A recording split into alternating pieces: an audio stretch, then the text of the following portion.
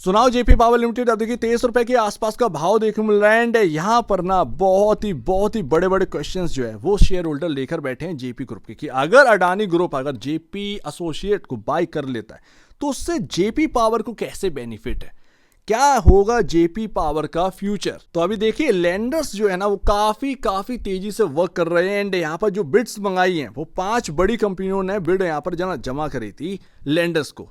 अब अगर आप देखेंगे उसमें 5 नाम जो आते हैं वो Adani Enterprises, Vedanta Group, Dalmia Bharat Cement, Jindal Power, PNC Infratech, ये 5 बड़ी कंपनी है जिन्होंने रिजोल्यूशन प्लान जो है वो टेबल पर रखा है। अब उसमें से 2 कंपनी अगर निकालें तो उसमें सबसे बड़ी यहां पर आ जाती है अडानी एंटरप्राइजेस और दालमिया भारत। ये 2 बड़ी कंपनियां हैं जो कि काफी बड़ी बोली लगाए हुए हैं। एंड उसमें सबसे बड़ी मेरे ख्याल से अडानी एंटरप्राइजेस की ही चल रही है। अब यहां पर अगर आप देखेंगे अगर बाई चांस अडानी ग्रुप या अडानी एंटरप्राइजेस ने जयप्रकाश एसोसिएट्स को यहां पर अगर एक्वायर कर लिया तो उनको मिलेगा क्या? पावर कंपनी मिलेगी, यस। अगर आप देखते जाइए सुनते जाइए, सीमेंट सेक्टर का अगर आपको देखें तो कॉलम मिलेगा, और बाकी जो यहां पर ना बिजनेसेस आते हैं वो यहां पर अडानी एंटरप्राइजेस के हाथ लगने वाले हैं। तो एक बड़ा असेट का एक यहां पर ना हिस्सा अडानी एंटरप्राइजेस की तरफ जा सकता। पर ये जेपी पावर क्यों चल रहा है तो उसका रीजन आपके सामने, प्रमोटर। भाई प्रमोटर का स्टेक 24% प्रमोटर का स्टेक, यही काफी इंपॉर्टेंट बात है। JAL यहां पर अगर आप देखें जेपी एसोसिएट लिमिटेड के पास जेपी पावर का 24% एंड यही इतने हिस्सा प्रमोटर का है। तो अगर अडानी ग्रुप इस कंपनी को बाय कर लेते हैं तो इनके पास जो स्टेक है जेपी पावर की वो भी हाथ में लग जाएगी। एंड वो सीधी सी बात है वो प्रमोटर बन जाएंगे जेपी पावर के। अब अगर आप देखें तो उसके बाद क्या होगा, हो सकता है कि ये एक सेपरेट कंपनी बनी रहे जेपी पावर। अगर यहां पर अडानी ग्रुप JAL को एक्वायर कर लेता है तो उसके बाद की मैं बात बता रहा हूं, ऐसा नहीं है कि ख्याली पुलाव यहां पर पकाना है। तो या तो जेपी पावर एक सेपरेट कंपनी बनी रहेगी या फिर ये अडानी पावर लिमिटेड के अंदर मर्ज हो जाएगा। सिंपल सी बात यहां पर ये समझनी है। या तो फिर अगर यहां पर ना अडानी ग्रुप अगर बाय कर लेता है जयप्रकाश एसोसिएट को, तो या तो फिर यहां पर ना पावर कारोबार यहां पर सेपरेट रहेगा, जयप्रकाश पावर या कुछ भी यहां पर ना पावर का नाम रखते हैं उस नाम से, या फिर अडानी पावर लिमिटेड के अंदर इसका मर्जर हो जाएगा। अब आप सोच रहे होंगे कि ये कैसा फलाना बात कर दी यार, अब मेरे शेयर्स का क्या होगा? तो आपको हिस्सा मिलेगा अडानी पावर के शेयर्स का, सिंपल सी बात। बट ये मैं आगे की बता रहा हूं कि कोई भी अगर ग्रुप आता है और एक ऐसा ग्रुप जिसका पावर कंपनियां ऑलरेडी लिस्टेड हो, तो सिंपल सी जाहिर सी बात है वो अपने में आपको जो है ना वो मिला लेगा, या फिर एक नाम चेंज कर देगा जयप्रकाश या फिर कुछ भी अडानी ग्रुप मिक्स करके यहाँ पर नाम रखे और एक सेपरेट कंपनी यहाँ पर पावर की ये चलाएं, जो कि शायद एक समझदारी की बात नहीं लगती है। तो मर्जर की तरफ ज़्यादा चांसेस हो जाते हैं। अगर उस ग्रुप की कंपनी ऑलरेडी लिस्टेड है तो उसमें मर्जर कर देते हैं, बात खत्म। तो ये चांसेस ज़्यादा निकलते हैं। अदरवाइज सेपरेट रखते हैं जेपी पावर या जयप्रकाश पावर या फिर जयप्रकाश अडानी पावर, कुछ ऐसे नाम से, तो एक अलग बात है। खैर ये बात की बात है, बट ये संभावनाएं। एंड अभी अगर आप देखेंगे तो यहाँ पर जो दिखता है 24 रुपए इतना कठिन है जिसको क्रॉस करना पाना ना आसान नहीं है। वहीं से आज ये स्टॉक गिरा है। आज ये स्टॉक ना टूट कर 22 रुपए 40 पैसे या 22 रुपए 30 पैसे के आसपास का क्लोजिंग है। आप देखेंगे 2024 में जनवरी में ये टॉप बना था, उसके बाद जुलाई अगस्त के आसपास यहाँ पर ना 2024 में यहाँ पर टॉप बना, एंड 2025 में जुलाई में वही टॉप आपको ना बनता हुआ देखने को मिला है। अभी ये टॉप नहीं कह सकते क्योंकि अगर ये 24 का प्राइस टूटा तो ये और यहाँ पर ना आपको तेजी देखने को मिल सकती है इस स्टॉक के भाव के अंदर। बट ध्यान रखिएगा ये 7 जुलाई का RSI का डेटा है, 84.25 की वैल्यू है। अगर आप आज 8 जुलाई का देखेंगे तो आज 4% के आसपास का ऊपर था ये स्टॉक। आज इसका जो वैल्यू है वो पहुंच गई होगी 85 टू 86 के समथिंग, ये RSI की वैल्यू पहुंच गई होगी।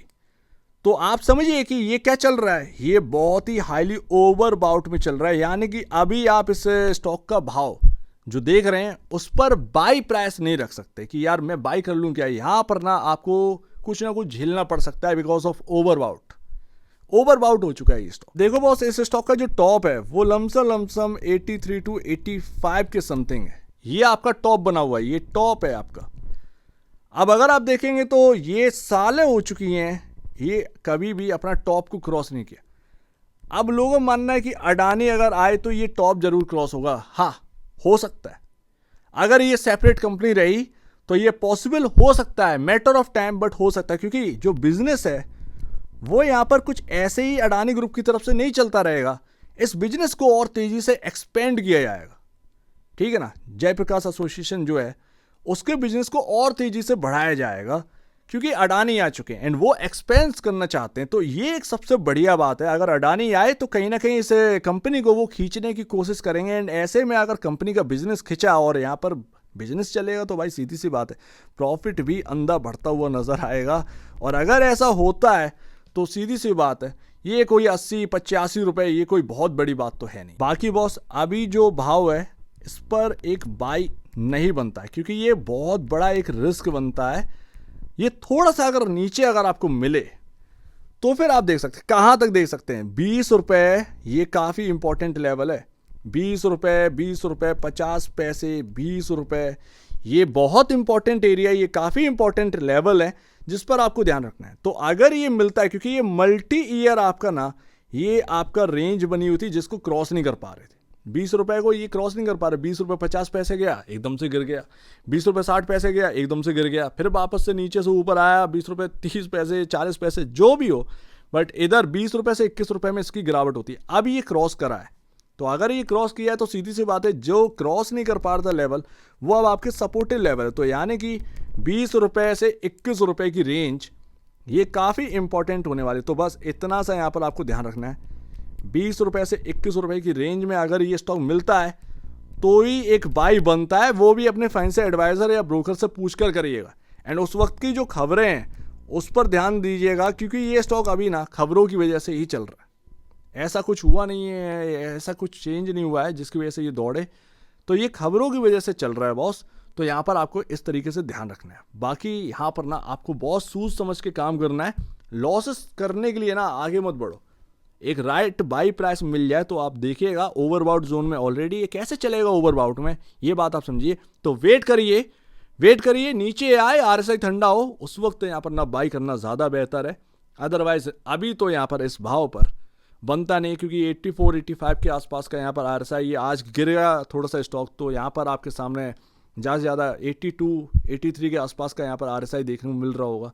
तो यही तो मैं आपको बता रहा हूँ कि यहाँ पर ना आप जो है एकदम से एक हैवी बल्कि रिस्क नहीं ले सकते। 20-21 रुपए की रेंज ही काफ़ी इंपॉर्टेंट है। एंड उस वक्त भी आप स्टॉप लॉस रखिएगा। स्टॉप लॉस नहीं लेकर चलेंगे तो आपको नुकसान हो सकता है। एंड खबरें जो भी चल रही हैं उस पर ध्यान रखना है, क्योंकि अगर आपके सामने 20-21 रुपये अगर देखा तो उस वक्त खबरें क्या चल रही हैं यही अगर आपको नहीं पता है तो फिर मतलब क्या। तो ये बात है। बाकी यहाँ पर कोई भी बाय और सेल का रिकमेंडेशन नहीं है, तो आप अपने हिसाब से चलिए। तो उम्मीद है काफी कुछ आपको समझ में आया होगा। एक बार निवेश से पहले या बेचने से पहले अपने ब्रोकर एडवाइस से जरूर सलाह लिया। खुद की स्टडी करेगा, उससे बेहतर कुछ भी नहीं है, खुद की स्टडी ही मस्ट है। तो आप दीजिए मुझे वीडियो देखेंगे बहुत धन्यवाद दोस्तों।